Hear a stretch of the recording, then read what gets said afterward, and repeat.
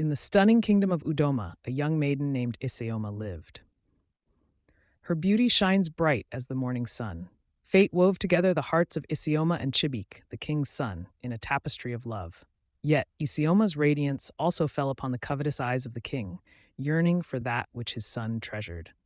When his desires were continuously rebuffed, the king orchestrated a vile plan with the aid of Isioma's jealous stepmother. She was falsely accused of murder and sentenced by the king to a terrible fate, death or banishment from the land she loved, creating a chasm between herself and Chibik.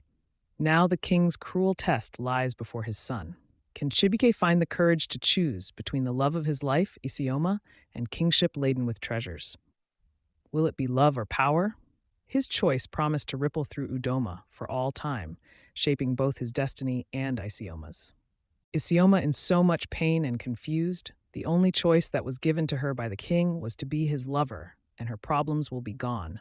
Isioma rejects this offer and decides to brace herself for the trials ahead.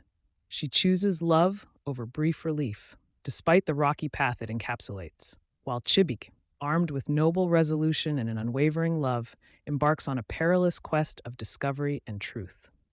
For his affections for Isioma are not dimmed by the luster of his father's throne, nor by the glitter of his amassed wealth. He is ready to pay the price, to embrace the inevitable challenges and tribulations to save his beloved. As the looming clouds of uncertainty, done just as much by their love as the threats from the throne, would they survive? Would their love overcome the mighty grip of tyranny? So Chibiki started asking questions. He went to Isioma's stepmother to find out some truth, but he met his biggest nightmare. The king, his father, already knew where he was going. So he made a plan with Isioma's stepmother to set Chibike, his son, up with a girl called Ninkechi. Isioma's stepmother put some sleep drugs in Chibike's drink and take him inside the room when he falls asleep. Then she allowed Nkechi to have her way with Chibike. When Chibike wake up, he never knew what happened. He apologized to Isioma's stepmother for falling asleep in her house. So he left with some wrong information about Isioma. Isioma's stepmother lied that Isioma killed her father when she was 15, that Isioma pretends a lot and has fake emotions. Chibik becomes confused, don't know what to believe anymore. Chibik trudged homewards, beaten down by yet another unsuccessful search for answers. He had sought truth from Isioma's friends, Chika, Ada, and Oma. Yet, seduced by the king's promise of a prosperous life, they were but marionettes dancing to the tune of Isioma's manipulative stepmother. Dejected and spent, Chibi felt the heavy weight of defeat seep into his soul. But fate had a twist in store. As Chibiki was walking home, a hushed voice, softer than the rustling leaves, stopped him in his tracks. A maiden hiding in the woods called out his name with an eerie, low voice. Her mysterious presence, shrouded in moonlight, Chibiki, torn between fear and curiosity, couldn't help but ponder. Is she the key to unlocking the secrets enveloping Isioma, or is her enchanting allure a prelude to a more sinister revelation? Only time would unveil the truth. With fear, Chibik answered she asked him to come with her, so Chibike followed the soft, ethereal glow of the young maiden as she ghosted through the shadow-choked woods. His heart trembled like a reed kissed by the wind, but on this mystical journey his resolve was unshakable. Her lilting voice echoed, drawing him deeper into the unknown abyss, like a haunting melody that lured sailors into a serene storm. Their destination? She took him to an old house where he met an old woman. The young maiden introduced Chibik to Ne Udo, the revered healer, a repository of unparalleled wisdom and formidable knowledge.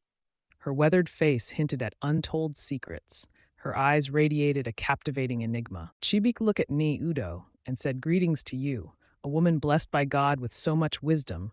What do a boy like me have to offer?" Chibike said to Ne Udo, "I have nothing to give but my honor." He said, "My father, the powerful and respected king, grooms him to inherit an empire. Yet, my heart yearns not for wealth or power, but for the love of a sweet maiden my father disapproves of." Grief-stricken, Chibike tells Ne Udo, with a voice thick with sorrow, Chibiki confides in Ne Udo, "I carry honor, not wealth. My father threatens to bestow his throne and fortune upon another because my heart beats for a woman he disapproves of." Water wells up in his eyes, regret etches lines onto his young face. The old sage Ne Udo cradles his face, her hands a source of comfort. She sends for Ogechi, the young maiden, to fetch a bucket of water for Chibike. Ogechi, the young maiden, brought the bucket of water before Neudo and gave it to Chibike. Neudo asked Chibike to take the bucket of water and go in search of an old man in the forest, who has been in the forest for many years lost and don't know his way back to his family. That when he take the bucket of water to the old man successfully, he should make the old man wash himself with the water, and then Chibike might find the tzuk, the truth he seek. Chibike embarks on a journey that would redefine everything. Isioma looks on with hope. The forest breathes, alive and ancient, whispering tales of the past in Chibike's ears. Every rustle of the leaves is a word, every song of the birds a verse in the story he is destined to uncover. Armed with Neudo's wisdom, Chibike is to aid the forgotten elder, symbolizing a reunion not just with his kin, but also with the fabric of their shared history. So Chibik journeyed into the forest with some food and water, in search of the lost old man. He walked for many days. He became tired, hungry, and tasty. He was warned, though weak with thirst, he mustn't drink from the bucket, for it holds the key to his purpose, his mission. Days turned into nights, and the relentless sun showed no mercy. Exhausted, famished, and on the brink of oblivion, Chibiki's spirit waned. A single drop from the bucket could revive him, but at what cost? Alas, as despair began to consume him, something extraordinary occurred. Does he surrender to his desires, risking all he fights for, or does he find the true strength within? Teetering on precipice of life and death, this is Chibik's tribulation. While Chibik was worried, every leaf and twig appears a malicious trap, and desperation begins to seep into his veins. Then, in a beautiful act of divine intercession, he stumbles upon a hidden river, its vivacious current resembling a melody. A sudden surge of optimism washes over him. He exclaims, "God is indeed great," as he kneels to quench his burning thirst with the forest's sweet blessing. His strength restored, he resumes his journey after some long walk. He stumbles upon a sight that bends his heart, an old man, shivered in dirt and on the brink of life. Chibiki rushes to his aid, gave him some water from the bucket, a lifeline in the form of liquid hope. His hands gently cleanse the layers of despair from the old man's face, revealing an innate will to survive. In the heart of the forest, Chibiki's journey evolves from surviving to saving, becoming a beacon of hope. When he was done, Chibik asked the man to follow him so they can both go back to his village. The old man refused at first because all past memories was stripped. Despite his reluctance and confusion, the man was compelled by Chibike's warmth and persuasiveness. And so they embarked on a journey through the wild, but more importantly, a journey back home. As they ventured out of the forest, the trees whispering stories of their own, they approached Nene Udo, a woman whose wisdom was timeless as the stars in the sky. She peered at him through wrinkled eyes, seeing the sincerity and courage that stood tall within him. "Chibike," she began, her voice cracking like a whispering wind, "the truth you yearn for resides in the heart of this old man, a man secluded from our world, carrying the weight of our history within him. Take him home, to the heart of our community, the palace." Chibiki embarked on the mission to bring the old man to the palace. Their journey was challenging, filled with daunting hurdles and silent tribulations. Yet Chibike's determination never wavered. He held unto Nene Udo's prophecy.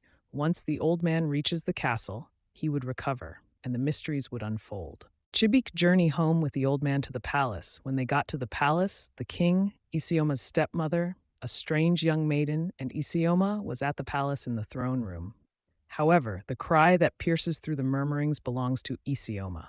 Chibiki's heart aches at the sight of his beloved, once animated and filled with joy, now a shadow of herself, overwhelmed by heartbreaking sobs. Like a moth drawn to a flame, Chibike rushes to her side. His inquiries about her pained state are met with only sobs and silence, fueling his determination to learn the root cause of Isioma's heartbreaking distress. He's left in suspense, with a lingering question. What news has caused Isioma such agony? The king in a loud voice called, "Chibik, Chibik, where have you been? It's been many days since you left this palace. Where are you coming from? And how could you get this young maiden pregnant and want to marry another? Are you this irresponsible?" Chibike was confused and has no answer. He was only worried about Isioma, But Isioma will not say a word. The young maiden walked to Chibike and gave him the news of him becoming a father.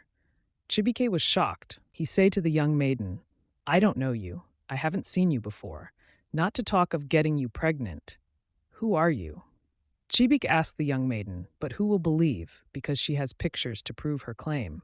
While they were having the conversation, the old man walked into the throne room, and in shock the king fall down, and Isioma's stepmother shout in a loud voice, saying, "No, no, no, this cannot be true." The old man looked at the king, and in tears he said, "You, my brother, why did you betray me? You wanted to kill me all for what? My wealth? My throne? How did I go wrong with you? I was good to you, also to your father, my uncle. We all lived happy as one big family. What was my crime?" The old man asked. It turns out that the old man is the true king of Udoma Kingdom. While he was talking in pain, he looked down and saw Isioma crying. He called Isioma, "My child, who are you?" Isioma was trying to get up. The old man saw a birthmark on Isioma's hand. Now the old man remembered many years ago the mark he gave to his daughter. He called it Mark of Destiny, and he cried and called her name. "Isioma, my child, destiny has brought us back together." Isioma in surprise. Isioma was only 2 years when her father left. Chibiki and Isioma become very confused, because if what the man is saying is true, which means they both cannot marry, the old man told everyone the truth of how the king tried to kill him with the help of his wife, Isioma's stepmother, but they couldn't kill him. So they made a new plan with the help of a witch to make him run out of his kingdom into the forest. But God kept him alive. Shortly, Ninyi-Udo walked into the palace, walked into the throne room, and Neu told everyone a hidden secret of how the king was having an affair with the old man's wife, Isioma's stepmother. Neu went on to tell everyone how the king slept with his own daughter, got her pregnant, gave her something to drink, but she refused, and the king killed her to cover his secret. How he uses many girls, promises them a better life. When he is done using them and have no use for them, he killed them. The people of the village were angry and all wanted to kill the king and Isioma's stepmother, but were stopped by the old man.